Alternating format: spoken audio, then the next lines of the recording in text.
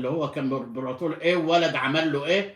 بس الحرب الثانيه برضو ان تعالي وتغالي الفهرر اللي اسمه ده اللي هو هتلر والعرق الازرق والدم الازرق وسودي المانيا وحكومي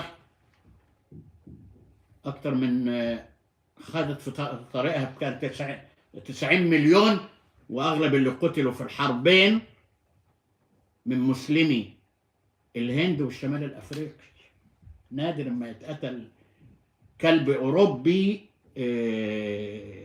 فاجر. لا، احنا وقودها، واحنا اللي صرفنا عليها 600 مليون جنيه. شوف ايام ما قبل 700 جنيه كان من مزارع وشركات الدخان الشرقيه اللي في الهند، شركه الهند الشرقيه وشركات الدخان، اموالنا ورجالنا اللي كانوا وقود النار.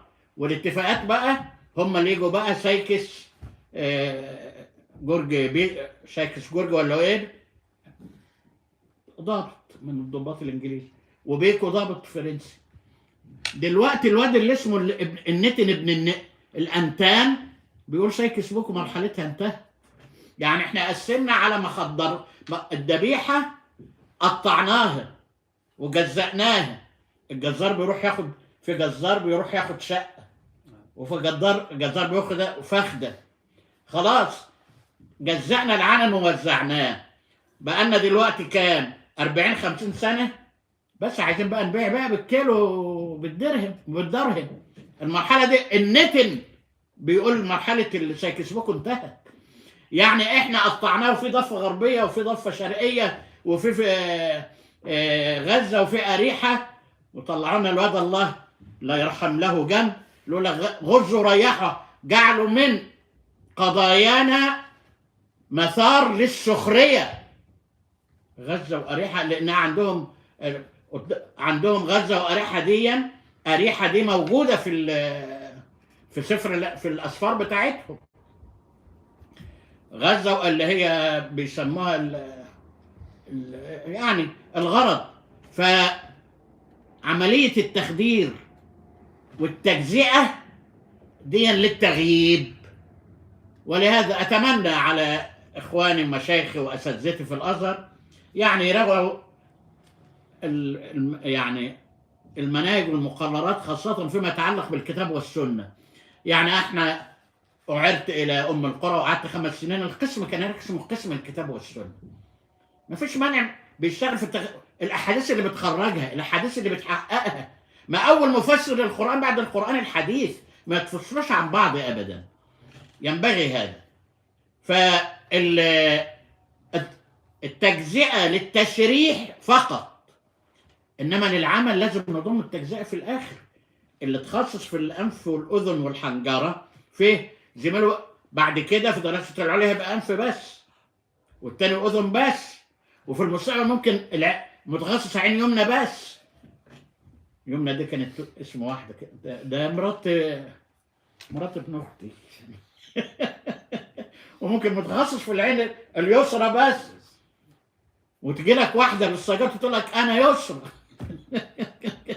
ما فيش مانع. التخصص الذي يخدمه الأصل ويعود على الكل لا مانع، إنما تخصص يعزلني عن غيري شر من الجهل. شر من الجهل، لأنه بيبقى طبيب ده ممكن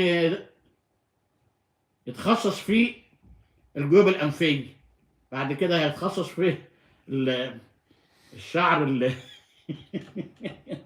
الغرض التخصص للتعمق ثم الرجوع بهذا العمق إلى الكل لنفع الكل. هذا أمر مرحب به، هذا أمر مرحب به.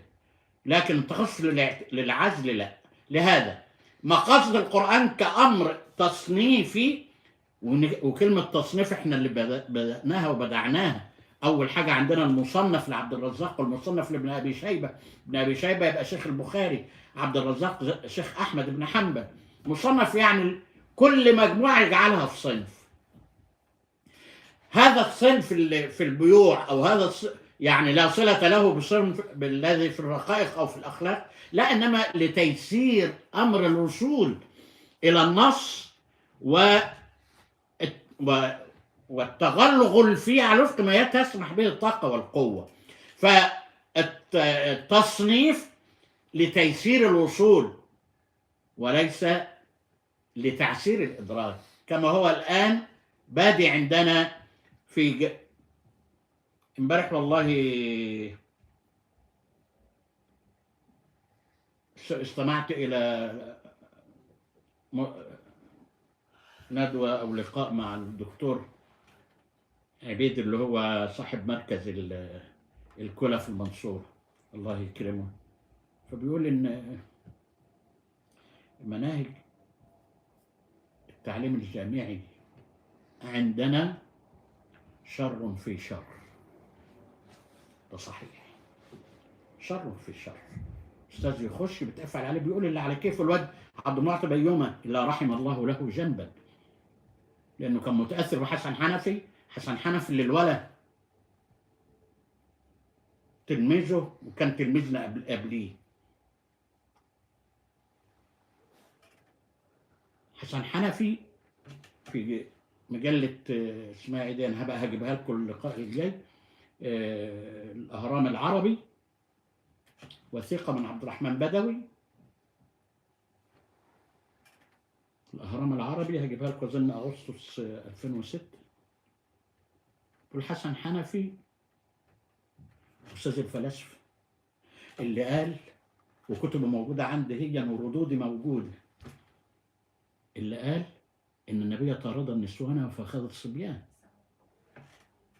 حسن حنفي اللي قال ان الله عند الاشاعره كمجنون الحاره. حسن حنفي اللي قال، مش عارف اقول، لن تتحرر الارض الا اذا اعتقدنا ان الارض التي تحت اقدامنا هي الله، ساعتها ستتحرر الارض. حسن حنفي طبعا لما كان جاي اصول الدين في 96، انا اسمع قرات حاجات كده طراطيش ليه، وعارف الحمد لله لم يدفن في مقابر المسلمين. الغرض له ابن اسمه اسامه، راح للدكتور العول، العمليه انفجرت لان عبد المعطي فرضوا على الازهر في مايو 96. ورحت، كان العميد كان اسمه محي الصافي، ده يجي ازاي وجاي يتكلم عن شلتوت والتجديد